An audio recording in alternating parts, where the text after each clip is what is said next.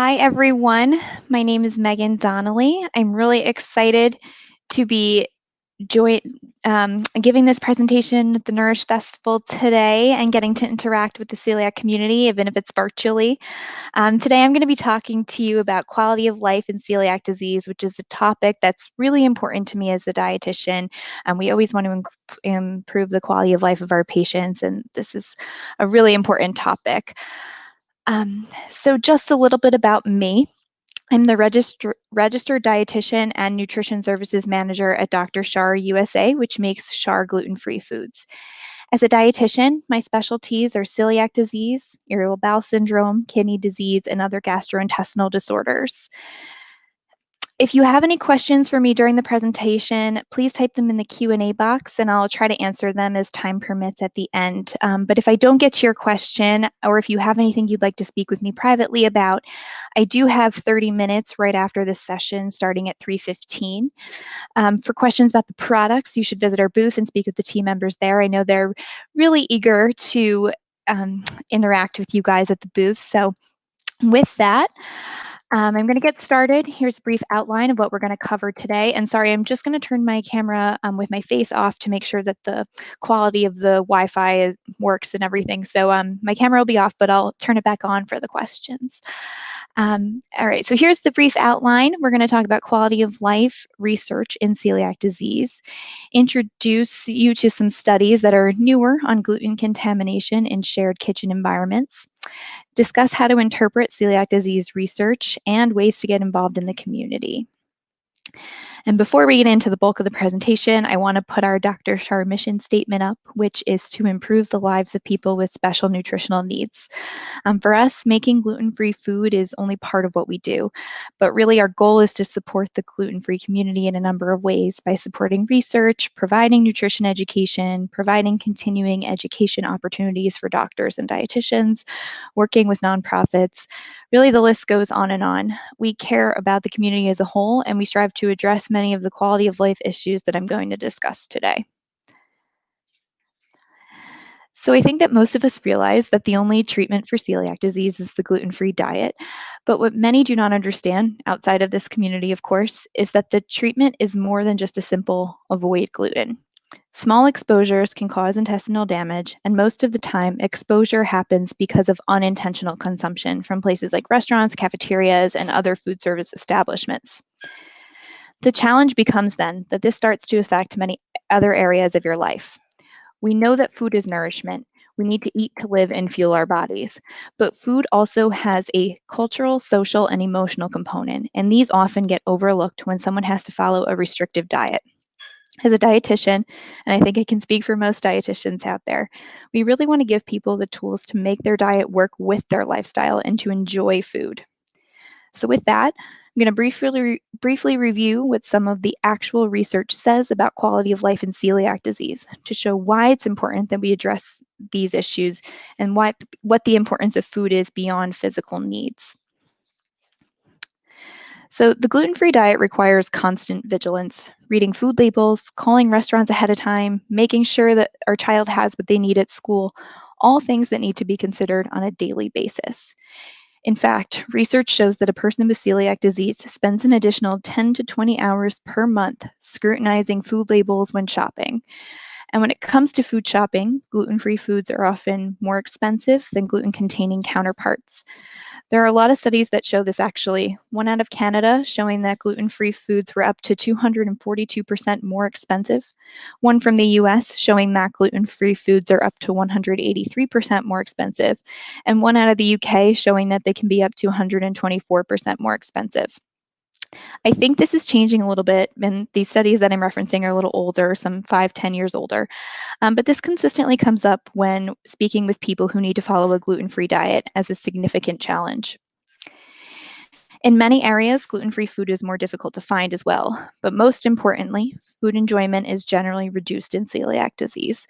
I have some statistics here from a study done this year showing that 68% of participants surveyed had reduced enjoyment of food, 48% avoided restaurants, 25% avoided traveling, and 54% chose not to engage in enjoyable activities, such as going out to a meal. So these are significant burdens. Here's another set of data from a study done in Canada, which I think really highlights where some of the biggest challenges are. And I'm not going to go through each section in great detail, but most participants in this study reported feeling very limited in their ability to dine outside of the home in numerous settings, and they reported feeling like they were missing out. This comes up time and time again in the literature, which is why it's important that we continue to study it and find ways to improve the situation for people following a gluten-free diet. I also want to point out that I also want to put up some considerations for school-age children, because I think sometimes we forget that children can be impacted in a number of ways. First of all, when exposed to gluten, students with celiac disease may experience a variety of physical and emotional symptoms that can negatively impact their ability to learn and thrive academically and socially. These symptoms can be anxiety-provoking, embarrassing, painful, and distracting. And as a result, these symptoms or fears of becoming ill, students may become unable or unwilling to attend school, and this can all negatively impact their ability to focus, learn, and perform at their usual level. Sadly, students with celiac disease and their parents have also reported bullying and discrimination because of both celiac disease and the gluten-free diet treatment.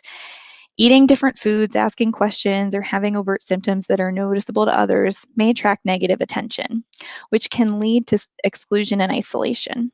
For example, it can be challenging to participate in class lessons involving food or materials containing gluten, eat meals with peers, partake in celebratory treats, and travel on class trips.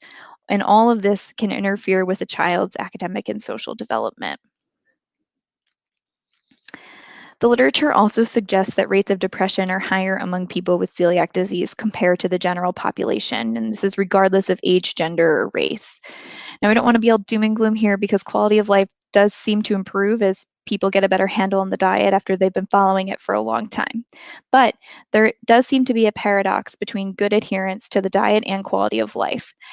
For example, recent research done at Columbia University has actually shown that people who are hypervigilant, meaning they are extremely concerned with gluten exposure and spend a significant amount of time worrying about their diet to a more intense degree than regularly, these people actually have reduced quality of life and higher rates of depression, anxiety, and disordered eating patterns. And I bring this up because it's really interesting and something that I think we can address with better education, open communication with healthcare providers, and more research about what is actually necessary concern. From a dietitian's perspective, we need to promote good adherence to the diet, but at the same time, take care to make sure that we're not causing additional stress with our recommendations. So as I was discussing this with some of my nutrition colleagues and looking through the literature, it seems like one of the main issues at the root of this concern is about cross-contact. For those of you who are not familiar with the term, cross-contact occurs when a gluten-free food comes into contact with a gluten-containing food, and gluten is transferred onto the gluten-free food. Basically, think about it, you're like contaminating the gluten-free food with gluten in this case. Obviously, this is a major concern, and as I mentioned, unintentional gluten exposure is a big risk for people with celiac disease, especially when it comes to social dining and eating outside of the home. And remember, even small exposures can cause intestinal damage. So this brings the question, what can we do about it? During my time at SHAR, I've had the pleasure of working with researchers who were looking at this issue exactly, examining how much cross-contact actually happens in real-life scenarios, and identifying which situations are highest risk, all with the goal of improving quality of life and reducing stress for people with celiac disease. This research is so important from a healthcare provider perspective, because the more we can help our patients rationally analyze risk of various eating scenarios and foods, the better we can support them in maintaining a high quality of life and better adherence to the gluten-free diet. So important for this community. I've just included this slide to show all the potential high-risk areas for gluten cross-contact, and there are many more than these, and I know most of you are probably all very familiar with them. But the point here is that this is a big challenge. There's a lot of high-risk scenarios. And there's many opportunities for improvement if we have clear data on how much cross-contact happens and how we can avoid it. Perhaps one of the most confusing issues when it comes to avoiding cross contact is that the recommendations out there are generally inconsistent, very restrictive, and not based on any scientific data. Instead, these well meaning recommendations to use separate toasters, use dedicated pots, pans, cutting boards, utensils, and recommending traveling with personal gluten free kitchen tools. All of them are based on what we think is best practice. But there's actually very little data to support these recommendations, which is why researchers from the Celiac Center at Children's National Hospital recently chose to look into this. So I'm sure many of you heard about this controversial toaster study from the celiac community. And for those of you who have not, I encourage you to look it up. Here's the actual title on the slides. And it's definitely worth a read because it was one of the first attempts at actually quantifying risk for gluten contamination. So before I get into the details of the study, I want to mention that Dr. Shah supported this study by providing gluten-free food samples. So all of the samples for the gluten-free products, the gluten-free testing were Shah products. I've also had the pleasure of working with this team on other projects, and they really are an amazing group of gastroenterologists, celiac patients, parents of children with celiac disease, all people who care a lot about the outcome of the study because it directly affects their lives. The primary researcher, Vanessa Weisbrod, is giving 2 talks during the Nourish Festival on this study and others she's worked on, so I definitely encourage you to tune into those and hear from the expert herself because her perspective is really interesting. I won't go into as much detail as Vanessa will, but I'm going to briefly cover the methods and results of this study because I think they have significant implications for quality of life in celiac disease. So as you can see here, the objectives of the study were to quantify gluten transfer from common materials to gluten-free food via hands, assess the efficacy of various hand washing techniques to remove gluten, quantify gluten transfer from gluten-containing to gluten-free pasta, bread, and cupcakes prepared in a shared environment, and assess if gluten transfer can be prevented either way by washing shared equipment or rinsing contaminated food. They tested 3 scenarios. One was using shared toasters for gluten-free and gluten-containing bread. One was cooking gluten-free and gluten-containing pasta in shared water. And the third one was slicing a gluten-containing gluten-free cupcake with the same knife. Now, here are the methods, and this is a short version of the methods. And again, I'm not going to go into too many details, but for the toaster, the gluten-free bread was toasted in shared rolling toasters and pop-up toasters in a busy hospital cafeteria immediately after toasting gluten-containing bread. And I've seen pictures of this toaster, and I can assure you it definitely had contamination all over it. For the pasta, the gluten-containing pasta was cooked in boiling water and strained. Then the water was reused to cook gluten-free pasta. They tested the effect of rinsing as well by running additional cooked and contaminated pasta under cold tap water for 30 seconds. And then they also tested the effect of washing by using the same pot for gluten-containing pasta, but rinsing them and washing them with soap and water, and then using them to cook gluten-free pasta in boiling tap water immediately after.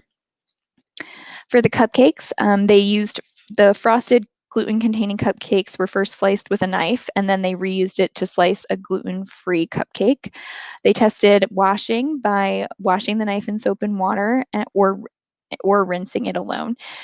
Or actually in this one, they actually used an antibacterial wipe too. So they tested 3 scenarios, and then they sliced a gluten-free cupcake.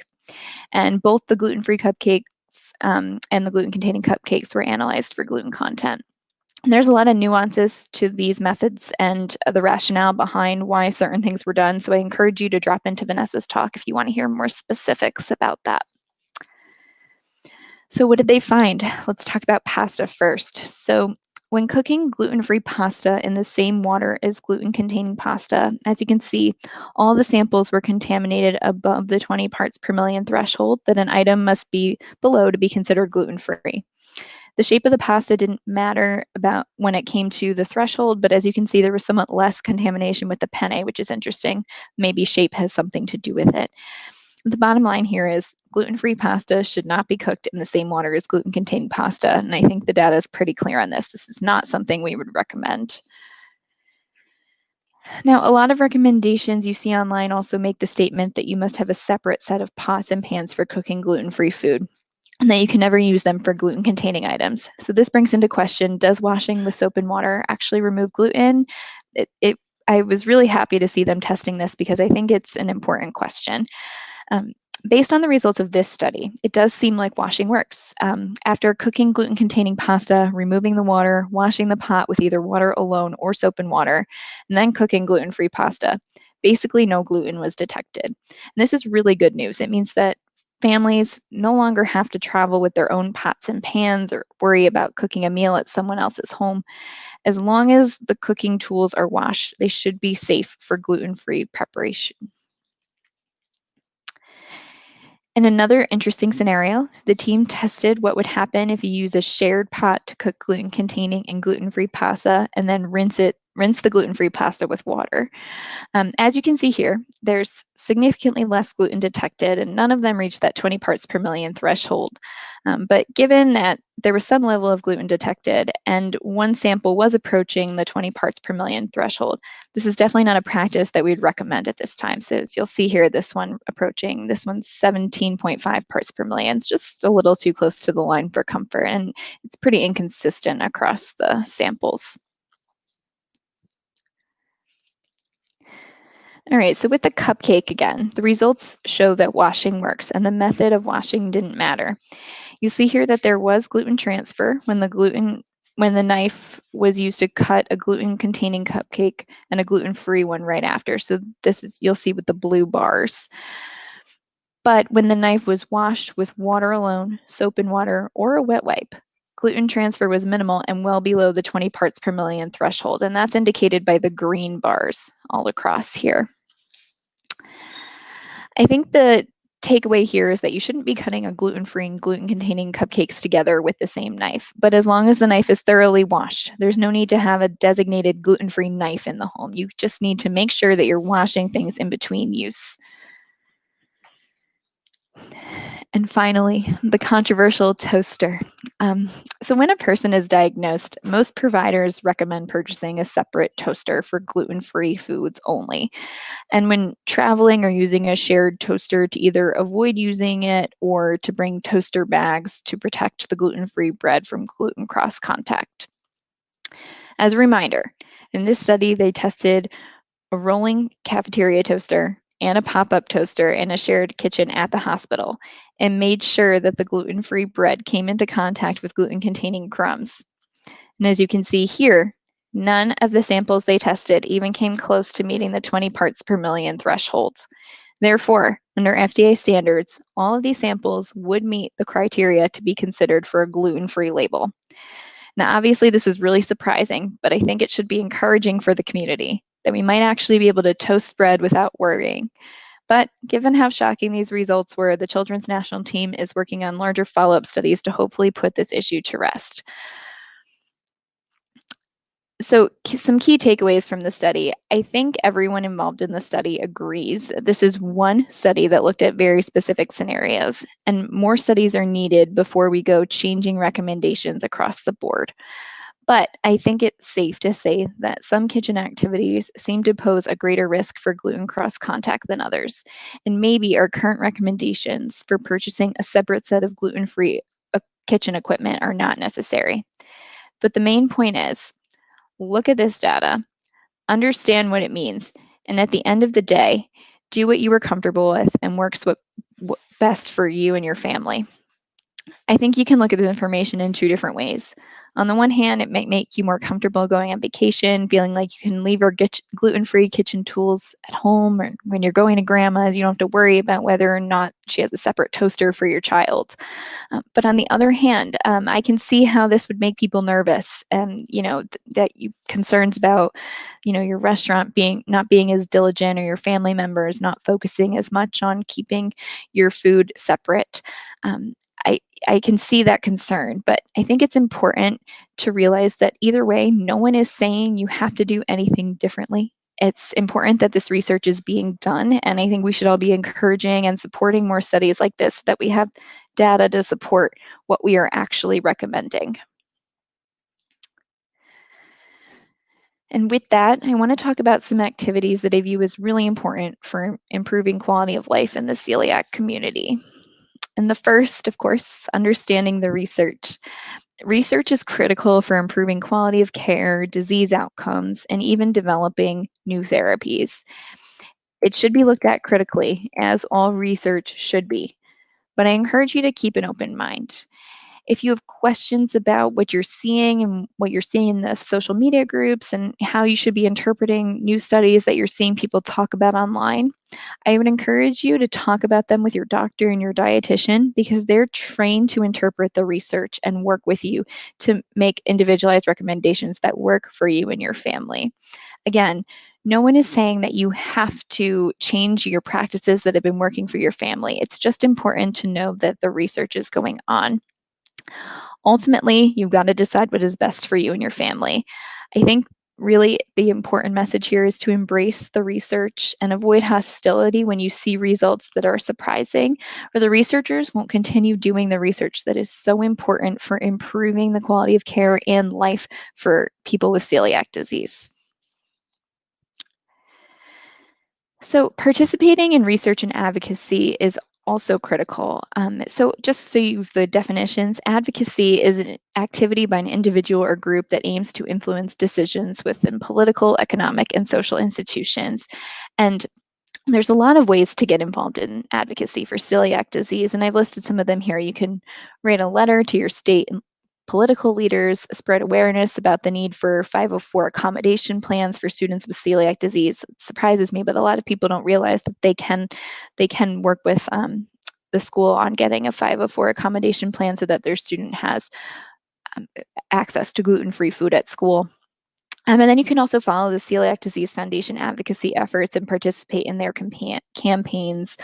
Um, there's a lot of things that the Celiac Disease Foundation does, and it's really great. They're really advocating on a political level, and getting access to more healthcare for people with celiac disease. So I encourage you to check that out. And then research. So research is investigation or experimentation aimed at the discovery, interpretation, and application of facts. And this is not always clinical. We think sometimes research is clinical studies, but it's not always the case. So you can ask your doctor if there's any ongoing studies you can participate in. You can check on the progress of clinical trials. I know the Beyond Celiac website has a lot of updates on clinical trials that are going on. And you can participate in online surveys from nonprofit organizations and celiac centers. There are many qualitative studies and surveys on quality of life, diet, and lifestyle. All of these are important for justifying further research and clinical trials. So if you're interested in participating in these, I encourage you to talk about them with your healthcare team. Many times they're aware of colleagues looking to recruit people for new studies. So I think that's always a good thing to do. I'm also the Celiac Disease Foundation. Again, they have a lot of ongoing studies and advocacy efforts. So the website information is here, but encourage you to check that out and sign up for their newsletter. Interestingly, also, research shows that community support actually improves adherence to the gluten-free diet and quality of life, and this also reduces feelings of isolation, which makes total sense. In my opinion, one of the most encouraging things about receiving a celiac disease diagnosis is that there is a lot of support from the community, online, pretty much everywhere. I feel like if you go online, you can find a lot of support and people who are really want to be there for you and make this better for everyone. Finding a community is so important for a number of reasons. You can share tips about which gluten-free foods you like the best, which restaurants are safe. You can, help people get through their struggles. People who are maybe newly diagnosed, a lot of times some empathy can go a long way. And sharing experiences, I think these are all so important and can make people feel more empowered with this diagnosis. So take a look on social media and you'll find a really robust celiac community that's welcoming and invested in supporting each other. And I really think, whether you're newly diagnosed or if you've been following the gluten-free diet for 20 years, I think everybody has experiences to share, and that makes people feel more welcome.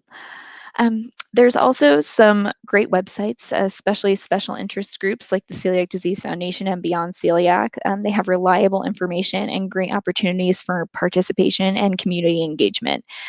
I will say be wary of personal blogs and alternative medicine websites for any scientific information.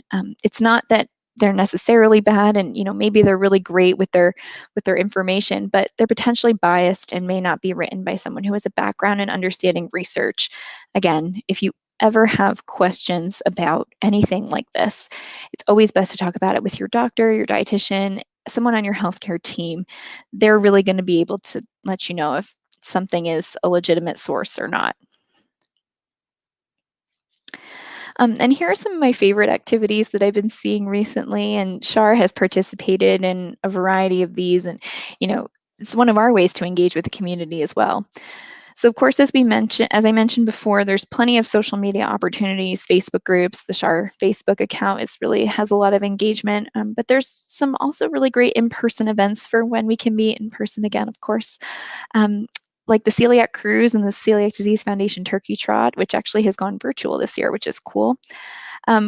You can find more information about all of these things online, but I do want to say I had the opportunity to go on the Celiac Cruise back in January, and I really encourage you to all look into this once we can travel again. It was a lot of fun. It was really great for fostering community, and the entire dining hall was fully certified gluten-free. They did a lot of training beforehand. It felt very, very safe. So they have an Instagram account you can follow. I'm sure there will be more updates, as we're able to start moving around again. But all really fun activities. If you just look around online, you can find a lot of examples. At Shar, we also offer a lot of support. Our online community is really engaged, particularly on our Facebook Live events, which you should be sure to check out. We do giveaways a lot. We also have a lot of educational information, recipes, and helpful tips for following the gluten-free diet on our website. A lot of these things are created by myself and our team of dietitians, which is an international team. So I encourage you to take a look at our website and engage with us on social media. We try to make sure everything we recommend is as evidence-based as possible, and we have a lot of really delicious recipes up there, so definitely check those out. All right, so before we get into the questions, and I did leave a lot of room on this talk for questions because I think that that's really the best way to get the most information, but I want to make it clear, food is more than just what you eat. It's social, emotional, and it's rooted in tradition and family.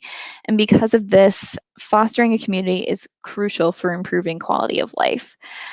That being said, recommendations for celiac disease should be focused on preventing gluten exposure, but not to the extent that it causes unnecessary anxiety and isolation, place severe limitations on daily activities, and lead to hypervigilance and social restriction.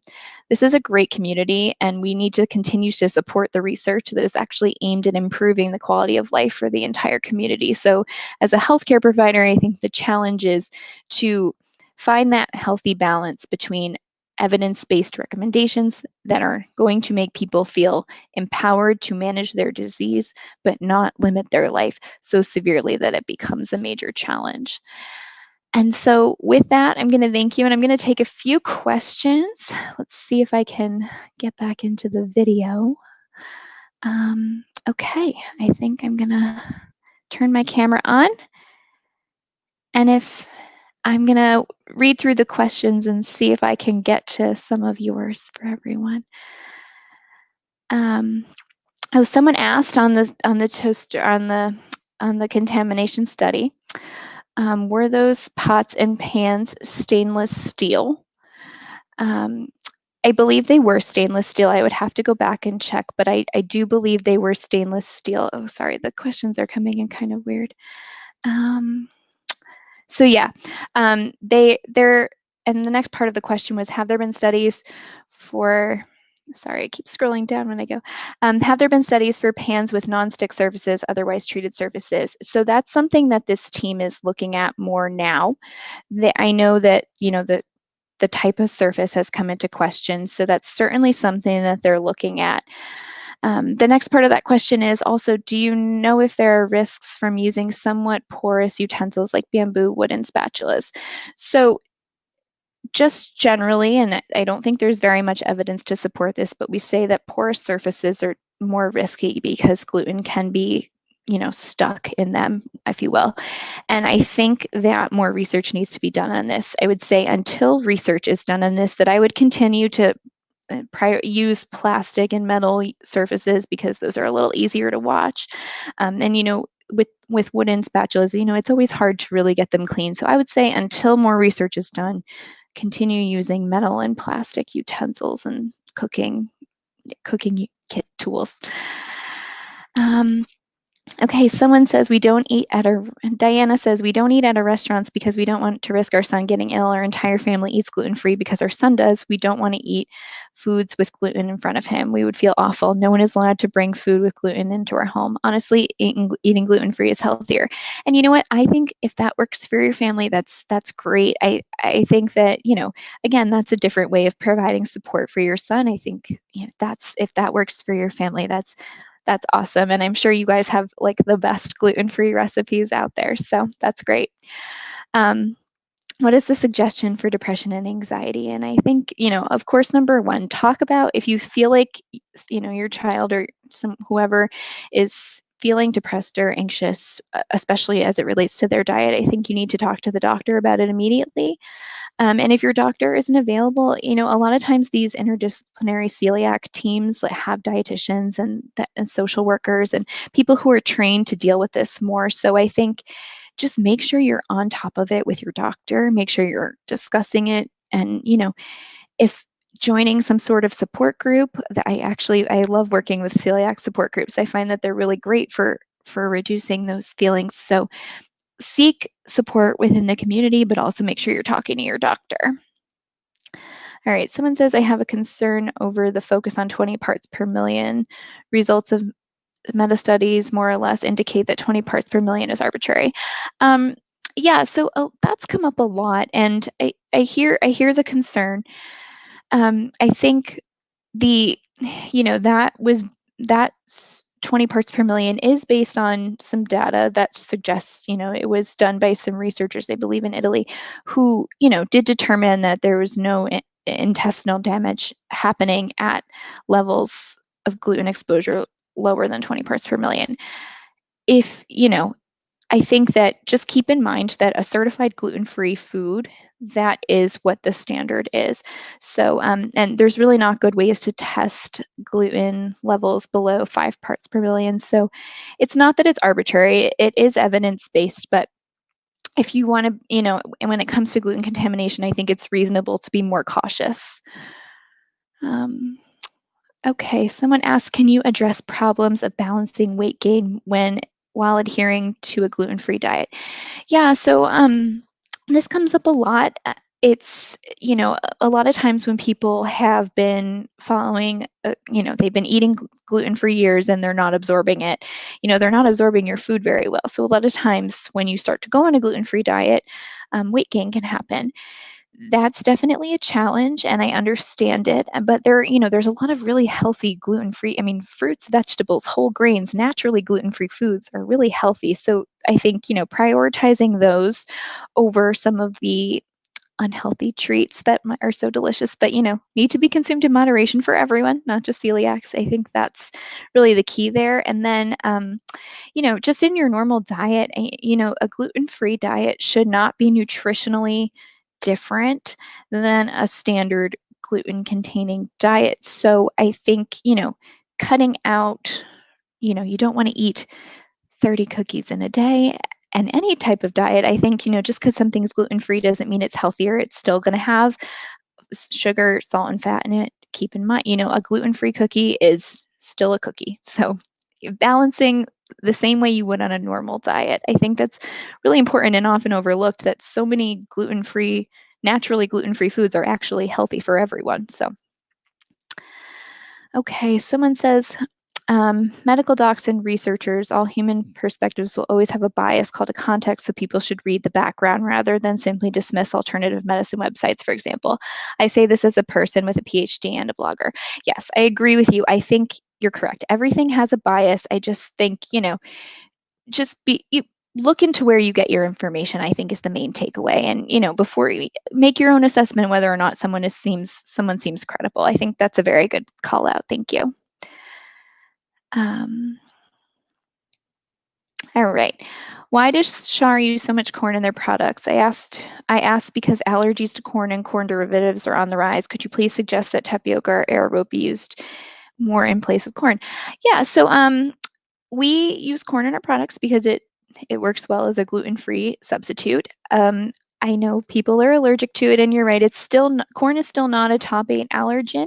Um, just so you guys are aware, we are always looking at new alternative ways to make our products, and we have a new quality commitment aimed at removing some of the top allergens from our foods and including more diverse gluten-free grains, and things like tapioca and arrowroot are definitely on our radar.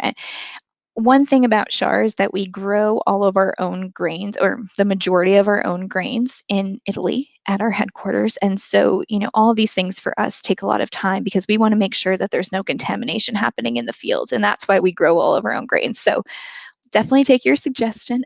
But just know that we're always considering alternative grains, and we're always trying to consider the health benefits of whatever we're using in our products. Someone's asking, what are your thoughts on the keto diet? So, it's interesting. The keto diet is something I learned in nutrition school as a therapy for epilepsy, and now it's a weight loss diet. And I think, I'm not necessarily an expert on it, so I won't comment too much on it, but just keep in mind that, there's a lot of healthy foods out there, and, having a good balance of all food groups is really the goal. So the keto diet may be something that works for you. It might be an eating pattern that works for you. I don't think it's necessarily an eating pattern that everybody needs to follow. If you like it, though, go for it. There's a lot of keto experts out there. I'm just not one. Is the research you showed available? Actually, yes. So I'm going to add my reference list to the PDF section after this presentation. I'll upload it. So if you come back into my talk, you can access the references. All right. Carolyn asked, I saw that some Char products are now certified low FODMAP. What does that mean? Oh, good question. Yeah, so the low FODMAP diet is it's a diet therapy for treatment of irritable bowel syndrome. And basically FODMAPs are types of carbohydrates that cause symptoms and cause uncomfortable gastrointestinal symptoms in some people. So typically it's things like gas, bloating, diarrhea, constipation. And a lot of times people with celiac disease also have overlapping IBS. And so our products are there are certain foods that are higher in FODMAPs. A lot of them are healthy, but wheat, barley, and rye happen to be high FODMAP foods, so can trigger symptoms in people with IBS. And of course, those are the gluten-containing grains, and so our foods are low in FODMAPs. And so, we just wanted to make our foods, promote them as more accessible to the entire community of people who may have GI issues. So low FODMAP is for irritable bowel syndrome, and it's a whole separate talk. It's a very complicated topic, but I think a lot of people probably have experience with it in this community. Okay, one question. Is there any research about shared fryers? Is it okay to order from a restaurant if they have a shared fryer? So there's not a lot of research on shared fryers, and I would say I would continue asking a restaurant if they use a separate fryer for gluten-free food. We don't have evidence to suggest that it wouldn't be contaminated, and this is a more complicated study because you dip fried food into a big oil bath, and so it's harder to quantify exactly how much gluten is in there and what happens to it. So I believe that there's thoughts to do this research, but for now, I would say that you want to use a separate fryer when you're cooking something gluten-free. All right, since so many people today have special dietary needs, are there any idea when prices on ready-made products will come down? This is always something, again, that we are trying to improve. A lot of that is dependent on the retailer. So, if you need access, there are some really great food assistance programs that I just became aware of, especially during COVID. But the National Celiac Association has a feeding gluten-free program. So if you need financial assistance with gluten-free food, or you want to know where you can find some, definitely check them out because that's a really new, great resource. Does washing with soap and water mean dishwasher or hand washing? So that meant hand washing, but dishwasher I think is a totally different scenario. I think probably even a more effective cleaning method but this study was hand washing. All right, getting invited to a friend's house for dinner is always tricky, and my last uncomfortable barrier after 25 years gluten-free or someone you don't know well. Yeah, I know. And so that's kind of why, if you're nervous and you don't think that they really are going to be extra careful about your recommendations, I totally get it. I think, one thing I always tell people that I work with is, bring something that you think everyone will enjoy, but also something you can eat. So, if you're asked to bring a dessert, bring one that's safe for you and delicious for everyone else, because that's really the easiest. I know it's really, really hard. Okay, someone's asking if the slides are available or if the talk is recorded. So I can add the slides to the documents at the end of this. So I can add the slides and the reference lists together after the presentation. I believe it will be recorded. I think the Nourish Festival is keeping access to these presentations available for a few months. So you should be able to access it, but I'll upload the slides and the reference lists after this. All right, someone's asking, do you have any words of wisdom for someone that has type 1 diabetes, celiac disease, and gastroparesis? Yes, that is a lot, and it's a longer conversation. I think, the biggest thing is to consume whole, nutritionally balanced meals with naturally healthy gluten-free foods. I think a dietitian is going to be your best friend because, we are trained to deal with complex, more than one condition patients. And I think your best bet is to work with a dietitian. If you, can't find one, or you want to find one in your area that's more specialized in these things, you can go on the SHAR website and go to our Find a Dietitian tool. You can actually Google SHAR Find a Dietitian tool. And I have a list of dietitians who are specialists in GI disorders and multiple conditions. So I think I would really recommend working with a dietitian for that. All right, how do you get comfortable eating at a restaurant? I think that, it takes time and finding places that you can trust. And there's a lot of good resources for that. There's if you a lot of times if you Google gluten-free restaurants, or there's a Find Me Gluten-Free app, I believe, you can find restaurants that do it well. And I think to start feeling comfortable, you should start there. Look up restaurants that do it well. There are a lot actually.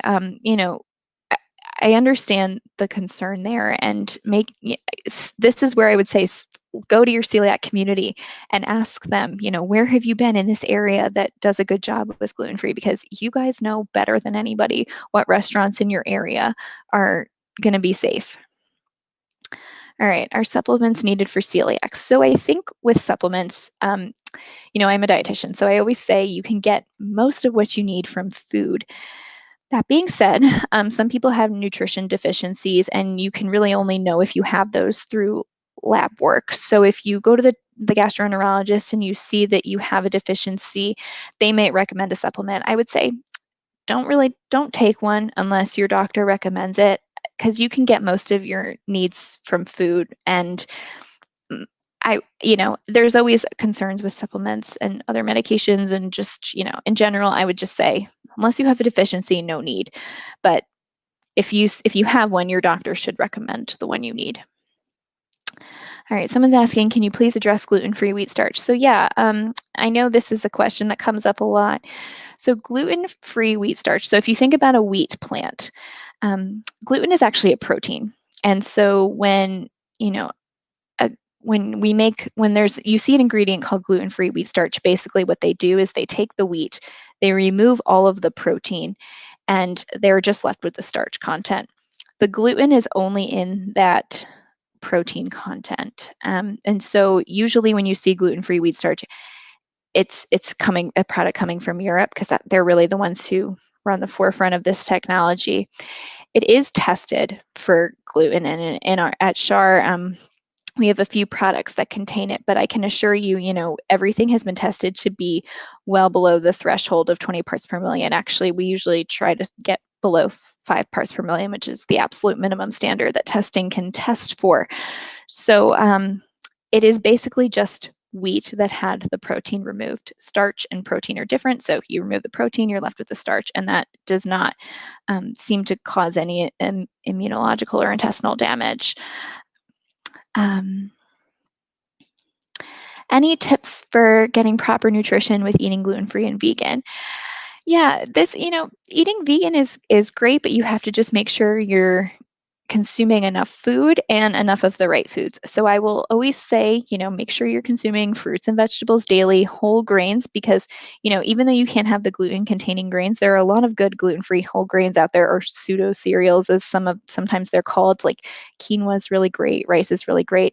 But then, making sure you're getting enough protein, I think, soy-based products are good, but you also want to have a balance. You don't want to only be using soy as your protein. So nuts and nut butters, lentils, beans, legumes, those are all really great ways. Just think about, if you think about the My Plate image, right, where you've got half your plate fruits and vegetables, a quarter grains, a quarter protein, the same things apply to a person with celiac disease. It's really just about balance and making sure you're getting enough from each of the food groups. Someone's asking, can you tell me the difference in apple extract and apple fiber? The fiber is in the ciabatta rolls, which is approved by FODMAP friendly. The extract is in a bagel, which is not actually on the friendly list.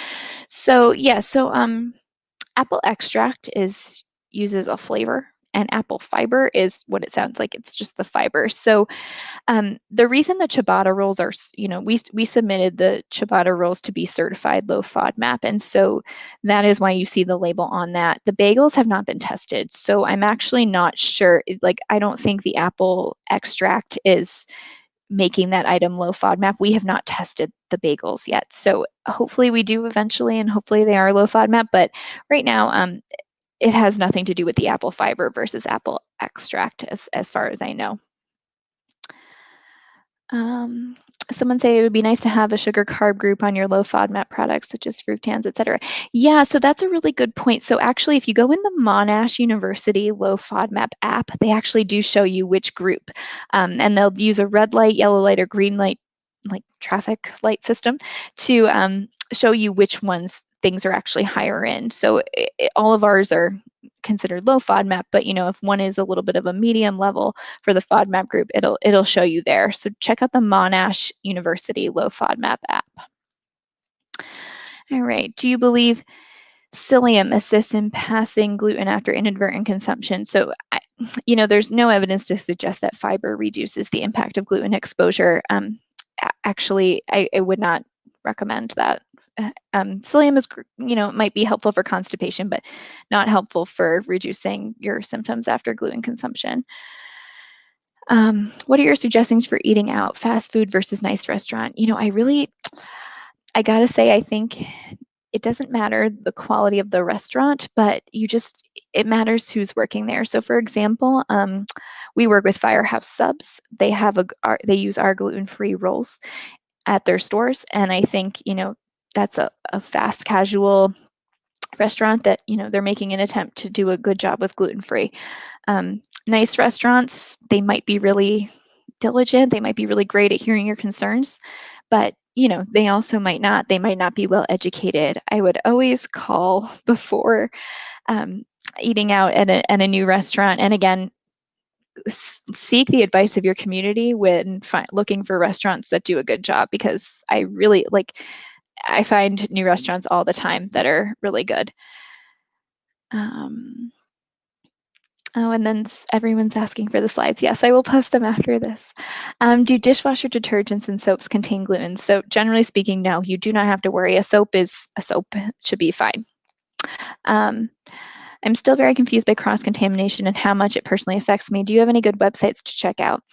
Yeah, so I think the Celiac Disease Foundation, they have everything on there. So I would check there, and then trying to think where else.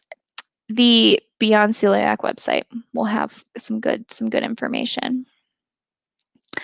Okay, my current GI doctor says that I have lower sensitivity to gluten than other celiacs, then I may be able to eat a small amount of gluten one day. Are there different levels of celiac? I think his recommendation goes against everything I've heard about celiac. Yeah, so I've never heard of different levels of celiac. I think in general, if you have celiac disease, avoiding gluten is what you have to do. You know, you don't want to cause any intestinal damage unnecessarily. So I would say, you know, I haven't heard about that. I'm sure your doctor has his reasoning, but from my side, I've never had that experience. What is the benefit of gluten-free wheat starch? Does it provide elasticity to baked goods? Yeah, so it does. It improves texture and moisture retention of foods. Wheat is just one of those grains that's really good for baking. So yeah, that's what it's for, and you know, flavor as well. Are there any opportunities for us to help with studies, research throughout trials, questionnaires, etc.? Yeah, so I know that the Celiac Disease Foundation, on their website, they have research and they have a few opportunities for participating in studies. So definitely check there. And again, ask your doctor, because they might be aware, some colleague, or they might be doing some research at their office. So yeah, definitely check out Celiac Disease Foundation and ask your doctor. Okay, is it okay if I'm celiac and I eat something loaded with gluten just to check if I still have same old symptoms? Unfortunately, no. The gluten-free diet is a lifelong diet, and you know, you don't want to cause any damage to your intestines. So there are people who, you know, do not have symptoms with celiac disease, and you know, it doesn't mean that they're not being damaged on the inside. So unfortunately, you do have to keep following a gluten-free diet, even if you don't have symptoms and even if you haven't had any in a while. Okay. What is your opinion of Trish and Thompson, the gluten-free watchdog? You know, I think Trish is doing really, really good work. She's also a dietitian, and I really love that she takes on a challenge that is there. Frankly, there's a gap. So I think, yeah, I always ask Trisha when I have a question about something. I think she's really great. So I love her blogs, and when she finds inconsistent labeling out in the field. So yeah. When someone's asking if they can get these shirts anywhere, I think these are company only, but sometimes we do giveaways, and Alex will give away some of the, if you ever see Alex, she's like our community, she's always on our Facebook Lives. She sometimes gives away some of the shirts we have at the office. So check out our Facebook and Instagram, and sometimes she'll give some away. All right, and it looks like that's all the questions. Again, if I missed anything, or if you want to talk to me after, I'm going to be in my one-to-one session right after this from 3:15 to 3:45, and I'm happy to chat with anyone. Oh, someone just, sorry, one more question. What are your recommendations on what to do when you have a baby? I have celiac disease. Should I not give him gluten? Yeah, this is something you need to talk to your doctor about, because it's definitely controversial. And I think the biggest thing is to, you know, you've got to make sure you're doing it with your doctor. I think, you know, everyone has a different approach to approaching allergies and autoimmune disorders in children. So speak with them first. Okay, and with that, I will sign off, but I really appreciate all your questions. It makes it so much more fun for me. And again, feel free to catch up with me in the chat right after this.